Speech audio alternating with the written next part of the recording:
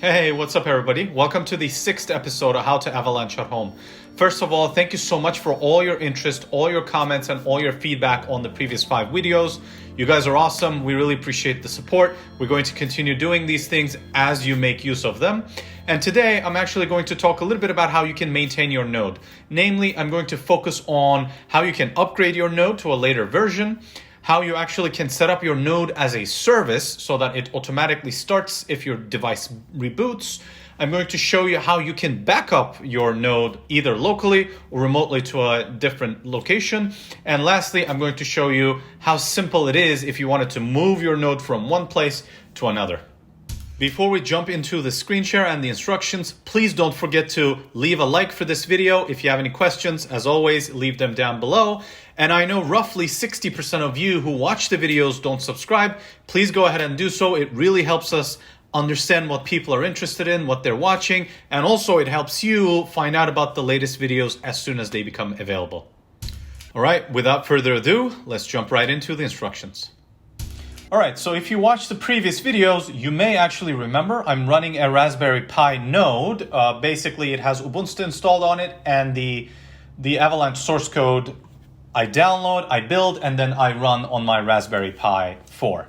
Now, what I'm going to do first is check what version that I'm running on my node. To do that, you simply do a grep version, and you do it in the log file that it creates. Again, if you remember from the previous videos, I actually background my process, which directs all of the log prints to this file in the build directory.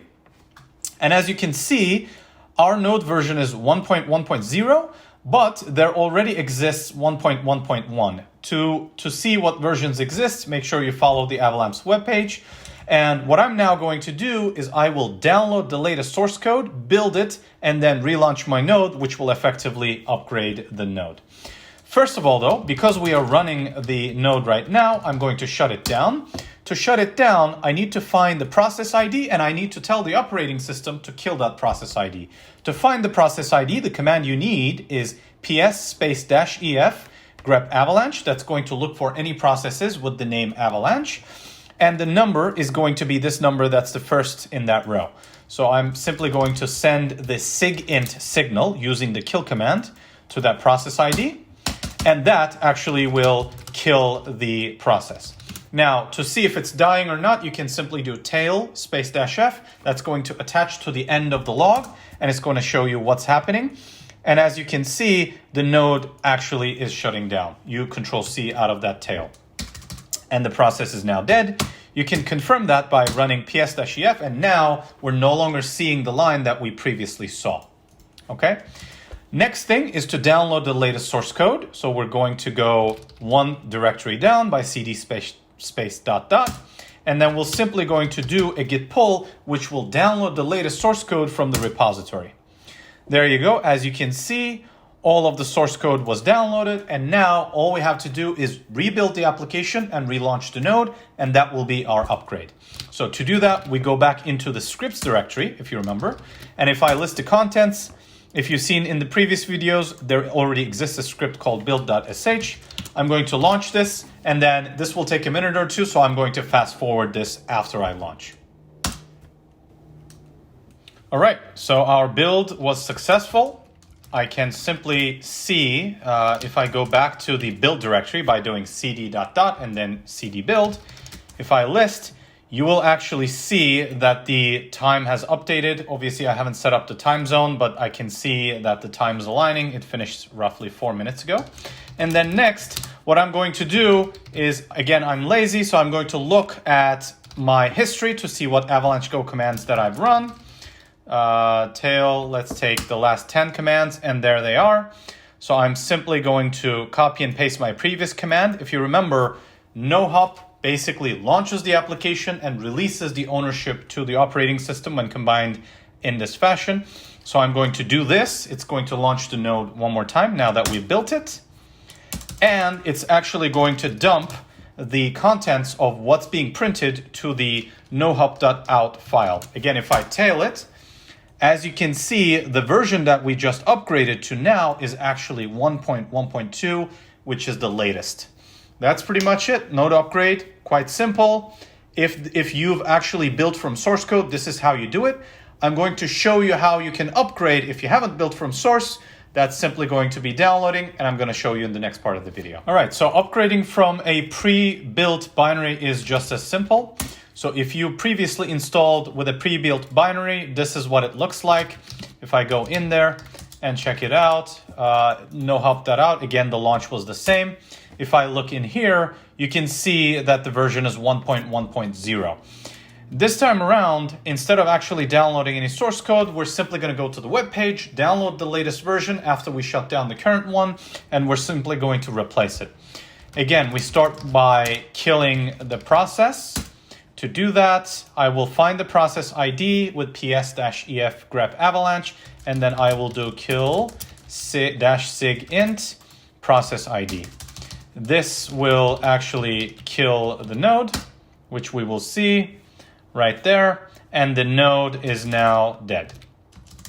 Okay, so I'm going to go down to my home directory, and if you remember, this is where Avalanche gets installed in the previous videos. So I'm just simply gonna navigate to the releases webpage. The address for that is github.com avalabs AvalancheGo releases. I'm going to pick their latest release, which is tagged as latest release. So I'm gonna simply click on it. And it actually already is there. What I need to do is I need to download the ARM64 file because a Raspberry Pi runs an ARM chipset. If you're using a regular computer, you most likely need AMD 64, so please make sure you pay attention and download the appropriate file. What I'm going to do is I'm going to right-click, then choose copy link address. That's going to give me the link. I don't want to download it to the computer that I'm recording stuff on. I actually want to download directly on my Linux installation. For that, I will do wget, and then I'm going to paste that link that I copied. This will take a second to download. Very simple. If I list again, I should actually see that it's downloaded right there. Next step is tar, which is going to unzip this compressed file. It's xvf. And the file name, that's actually going to unzip the contents of that file. Now you should see two directories with different versions. Now that we've unzipped the file, I can actually delete the tar.gz file so that I actually get rid of it. Then I'm going to go into this directory so that I can launch my node. Again, the directory looks pretty much the same. And if I go back and do... if I look at my history to see what the command was that I used to launch, it's right here. And I'm going to launch that command, nohup./AvalancheGo. And it's going to be exactly the same. If we look into the nohup.out file, now you're going to see that the version has incremented from 1.1.0 to 1.1.2.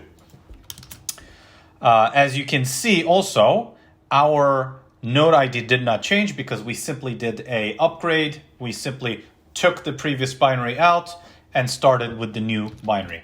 Now, the other thing we should do, once you know your node has started correctly, I recommend cleaning this. This is optional, but I actually want to clean and get rid of previous versions that were installed previously. This is only the binary. You are not deleting anything that's critical to your node. Everything that's critical to your node actually lives in this .AvalancheGo directory. We will cover a little bit of that in the next parts of the video. But again, to delete the previous installation, you simply need to do rm-rf and AvalancheGo previous version. When I do this, it's going to get rid of that directory. And there you go. We only have 1.1.2. That's all you need to do to upgrade. All right, let's talk about backing up our node. If I go back to my home directory and list the contents using ls-ltra, you are going to notice a .AvalancheGo directory. It's different than the AvalancheGo directory if you install the pre-built binary because it has a dot in front. Basically, this directory is where all the key information is being stored relating to your node. So if I change my directory in there, and again, look at its contents, you're going to see three different directories. DB stands for database. It is where all the information is stored. In fact, if you delete this database directory and restart your node is going to start bootstrapping from scratch. You guessed it, your Bootstrap related, blockchain related information is being stored in this directory. Logs directory is where the log prints associated with the operation of your node actually gets written in. And staking directory is where you have the files associated with your node ID, effectively information that you need for actually using your node as a stakeable node. In there, you only have 2 files. These 2 files are the only 2 things that you actually need to back up if you ever wanted to restore your node from scratch, or if you ever want to actually move your node from one device to another device. Now, typically for backing up, I recommend two ways of doing it. The first way I call local backup. So instead of keeping these files only on this directory, you can actually copy them elsewhere inside of your device. Typically, I recommend copying them to a higher permission location so that the files are not easily accessible.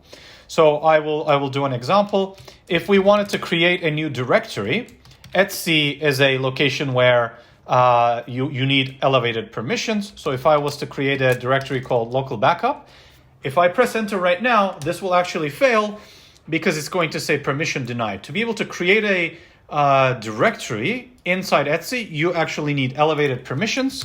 So I need to do sudo make dir local backup, and it will create it. Normally, because I've run this command before, it didn't ask me for my password in this session, but normally it will ask you for your password. Now that I've created this directory, all I really have to do is run the cp space /star, which means everything in this directory, and cp stands for copy, to the location that I created. Again, because I didn't do sudo, again, it's a higher permission requirement. I need to put sudo in front, run the command, and now if I was to list the contents of this new directory that I have created, I should actually see those 2 files, and you can see that those 2 files are only readable by root. Okay, this is what I call a local backup. All right, let's talk a little bit about remote backups as well. For a remote backup, you actually need a different device. You need to know its IP address, and you basically take the files, and instead of copying them locally on the same device, you just copy them to the remote device. For that, the command is quite simple. scp, this is the command that allows you to copy stuff remotely. Again, /star, which means everything in the directory that we're inside of. And then you just need to first type the user at the host name. In this case, I just have another device on my network. It's another Raspberry Pi, colon, and then the path that you're going to copy it onto. So the home directory for Ubuntu is home/Ubuntu. And then I created a folder called backup on that device. And if I just do this, I actually have a hardware key security. That's all it asks me. In your case, most likely it's going to ask for a password. You need to type the password for the Ubuntu user on that device. And once you do that, it actually will do the copy and it will move them to the other machine. All right, next up, I'm going to talk about how you can set up your node as a system service. The advantages of doing this is it's much easier to start and stop your node using a system control command. And then the system service will actually restart your node in case it crashes, or you restart your device for whatever reason, electricity comes, whatever, your node will automatically restart. It's actually a pretty nifty tool. The instructions I'm using are actually exactly the same as what Colin's blog post about Amazon node setup describes. I'm literally using that. I'm also going to leave the link to that blog post as a part of this description in the video, so that in case you want to launch a node in Amazon, that's also available for you as well. All right, so first things first, we need to kill the node if it's already running so that we can set up the system service. So I'm going to check if it's running by running the ps command that we've run in the past. And there it is. There actually is a node running. The process ID is what I need. So I'm going to take the process ID and send it the kill space sig int command, which will actually send it an interrupt signal and it will kill the node gracefully. It will take a second or so, and there it is. The node just died. We can confirm that by running the ps command again, and as you can see, the only thing we see is our grep from that ps command. All right, next up, we basically need to create a file that's called AvalancheGo service. To do that, you do sudo space nano etc systemd system avalanchego.service. This basically is the file that describes the service itself. And I'm, going to save you time, so I'm not going to type this. I'm just going to paste it in. But the important point is here. So in this line, the exec start line, you actually need to point to where the AvalancheGo binary actually lives. So in here, I have the base path. So I'm going to add AvalancheGo because this is where the binary lives. And then there also needs to be a parameter called plugins-dir, which again needs to point to where the plugins live. At the end, I also appended the dynamic public IP flag. If you remember, this is the feature where the node itself checks if your IP changes in case your residential internet provider actually changes your IP. And if it finds that the IP has changed, it reinitializes the necessary components. This basically is what I need for the node to launch. If you have other parameters that you're using, for example, you want your node to actually come up with the HTTP interface enabled, what you would do is you would basically add HTTP host and port at the end of this line. Everything else can stay as is. I'm not going to do that for now, but that's it. Next thing we do is we press Control O, which will write it to the file, press enter, and then if you do Control X, you will exit the file. Now, the next thing we need to do is we need to put proper permissions on this file. 644 is the permissions that Colin suggested, which makes sense. And then we simply start the service. Oops, not the right one. System control, start AvalancheGo. And then you do system, again, sudo, because this is a system command that you're using, enable AvalancheGo. AvalancheGo. That's it. It creates the necessary system link. And at this point, your node is set up as a service, and the service will continuously watch it. If it dies, it will restart it, or if you start the device, it will automatically trigger it. To check the status, you basically can say system control status, and then the name of the name of the service, in which case, in our case, it's AvalancheGo. Oh, something happened. Oops, there was a slight delay. I'm not sure what happened there. And we're just looking for AvalancheGo. When I press it, as you can see, the service is actually active and it's running. And these are the last few prints from the logs available. All right, lastly, I actually want to show you how to start and stop the node if you ever have the need using the system control service. It's very simple. You just do sudo systemctl status first. Let's see if the service is running, and I'm going to do AvalancheGo. This will actually show me if the service is running. As you can see, it is actually running. The command to stop would be sudo systemctl stop AvalancheGo. When I do this, the service will actually stop. And if you run status again, it will actually show you that the service was correctly stopped. You should also see a little bit of your prints as well. If you wanted to start it again, you guessed it, you just delete the stop and you instead type start. And that's pretty much it. It simply starts the service. That will take a few seconds. Again, I'm going to give it 5 more seconds. And then if I check status, you can see that the service is actually coming up and the status of the service is shown as active. That is it, guys. It's quite easy and simple, as you can see. Hopefully now from this point on, you have everything you need to install a node, launch a node, manage a node, upgrade, shut down, or set up a node as a service so that it's a well-oiled machine that's just staking for you and earning you your rewards while validating and maintaining the Avalanche network. This is all I have for this video. If you like the content, as I always ask, please go ahead and like the video, and don't forget to subscribe to the channel so that as we produce more of these videos, you are going to hear about them and you're going to see them in your notifications. Thank you very much again, and I'll see you guys at the next episode.